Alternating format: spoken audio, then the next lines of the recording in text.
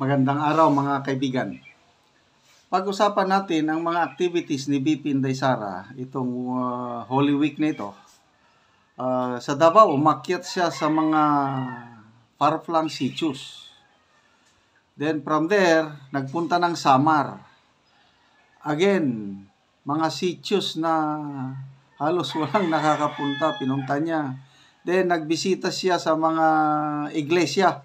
Diba, may tradisyon na bisita iglesia, 7 churches. Ginawa lahat niya yun. Kulang sa tulog, kulang sa kain. Then tignan mo ang kanyang aura. Preskong-presko pa rin. Ito, merong post ni MJ Kiambao. Sabi niya, ba't ganun? Walang tulog, walang pahinga, umakyat baba at lakad-lakad sa mga far-flung sitios. Nagbisita iglesia sa 7 churches. Nakipag-socialize at selfie sa mga tao. Nakipagkwentuhan sa mga bata. Pero, press pa rin si BP Sara. Bakit? Yung isa naman dyan, kahit anong gawing, wala, namamaga ang mukha. Ito, mayroong TikTok video. Makikita mo yung preskong aura ni BP Sara. Sinasabi niya yung mga activities nila. Okay, pakinggan natin. 2 a.m. Flight papuntang Manila. 4 a.m. kami dumating. Tapos 6 a.m. kaagad. Mga 7 a.m. nandun na kami sa Calbayog. So maaga yung Calbayog, Samar.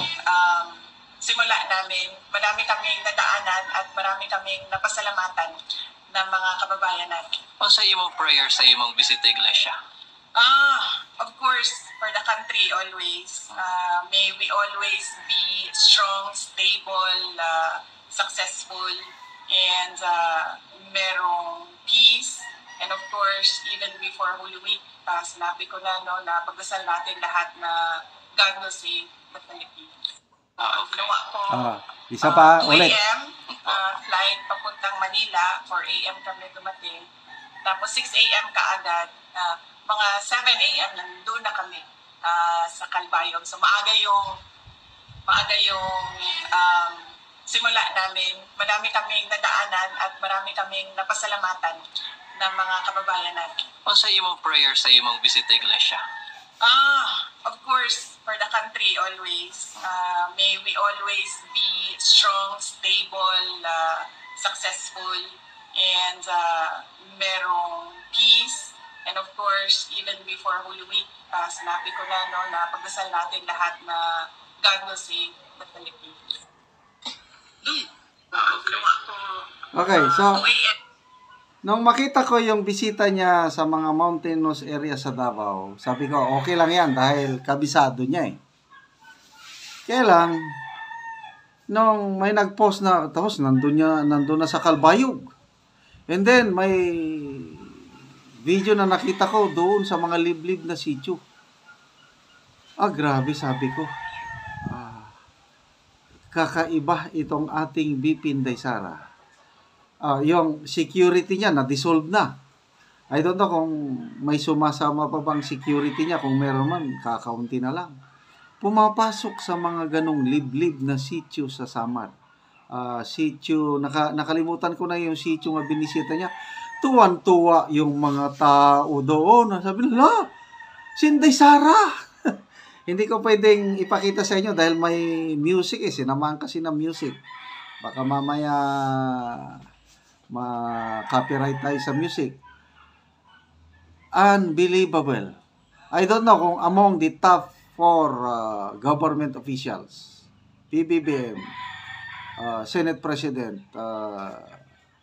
Speaker of the House, I don't know kung kaya nila yung ginawa ni BP Sara na pumunta sa mga far-flung sitios at nakipag-kumustahan lang sa mga tao.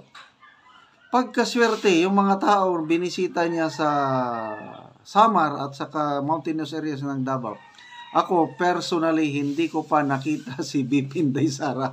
Sila nakapag-selfie na. Wow naman. Okay, so bakit ganun? Ang aura niya, preskong-presko pa rin. sangkaterbang problema ang kinakaharap niya ngayon. Impeachment trial, nakaabang na sa kanya. Anytime, matanggal siya bilang vice presidente. Ang kanyang tatay, nakakulong, nasa malayong lugar. Tapos, ang daming putik na binabato sa kanya. Kaliwat kanan ng problema. More than 2 years na. Parang, bali, wala man sa kanya. Parang, ang team song ata niya yung, tawanan mo ang iyong problema. Ganon lang ang kanyang attitude sa buhay. Ang galing niyang magdala sa mga problema. Okay, magbasa tayo sa mga comments. Okay. Bianski Lazaro. Kapag walang ginagawang masama, laging positibo ang pananaw sa buhay, ganyan talaga ang fresh. Tignan mo sa kabilang kubol. Puro kasamaan kaya ang mga itsura, mukhang terminal na. Kabilang kubol, alam niyo na, kabilang bakod. Di ba? Namamag ang mga mukha, teary eyes, dumudugo ang bunganga. Kabaliktaran eh. Mimay Sigoa. Sabi ko nga pag ako siguro nakaranas ng problema katulad sa kanya, ewan ko na lang kung anong itsura ko ngayon. Mukha na siguro akong paniki na nabinat. Correct. Mark Lester. Fresh din naman si First Lady kahit puyat. Ibang kwan. Neri Rain. Siya ang babae na walang paki sa mga problema. Magsaya, mag-exercise, embrace the challenges, and most of all, have faith in God in life. Let the God handle all difficult situations. That the BP Inday Sara basic principles in life. I agree. Kaya ganyan ang itsura niya is dahil sa kanyang faith in God. Na kahit yung tatay niya, si Tatay Digong, ano ang sabi niya? Ipinasakamay na lahat sa Diyos. Kaya ngayon, okay na si Tatay Digong. Okay na da. Wala nang nandun na lang, very positive si Tatay Digong na makakalabas siya. Yon ang pinaabot na mensahe ni Ma'am Hanilet Abansinya na makakalabas daw si Tatay Digong. Yon ang paniniwala ng ating tatay. Kaya, let's have faith in God. Magtiis lang tayo. In God's perfect time, makakalabas si Tatay Digong at maging presidente si BP Inday Sara. Okay, salamat mga kaibigan sa inyong pagsubaybay sa ating channel. Nakakatulong kayo ng malaki sa Tribong Talandig dahil ang sweldo natin sa channel na ito, itinutulong natin sa tribo. Namimigay tayo ngayon ng mga pako at yero sa Tribong Talandig para ma-repair ang sira-sirang bahay nila sa Bukidnon ito. Panoorin nyo ang video na ito. Karon mo na po ni ang natagaan din sa Sitio Garden. Tagaan siya og yero. Kuan ginabang sa mga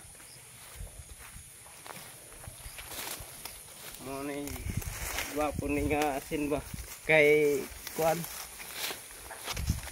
bago ni nga asin.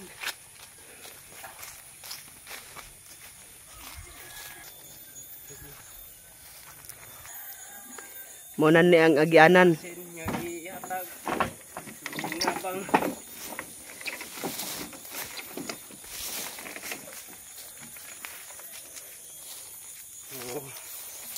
Di kabut gyapon ta sa Bahalag layo ya. Baklay gyapon. layo ni. At least makaatop. Wala ko ba ni magkinilas kay kapoy kayo. Wala kahit sinilas. Wala kinilas ani. Layo man ang garden baldo. Idera magkaderira. Dia.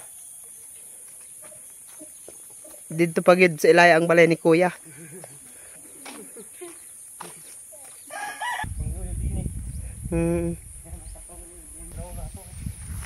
Abot na gyud sa balay ni Kuya.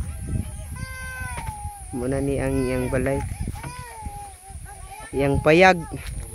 Ang ang iyang payag nga kawayan ng intawon.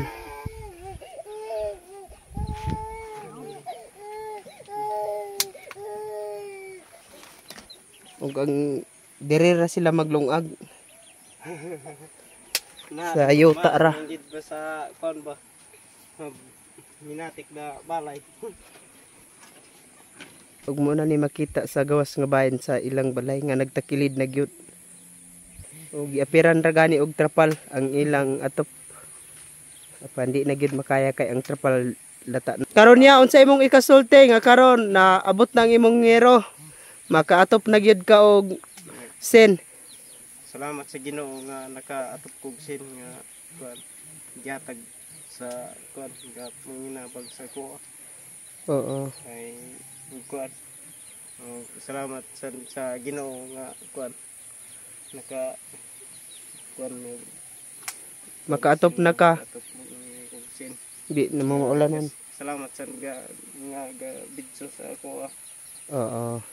So salamat kayo. Kay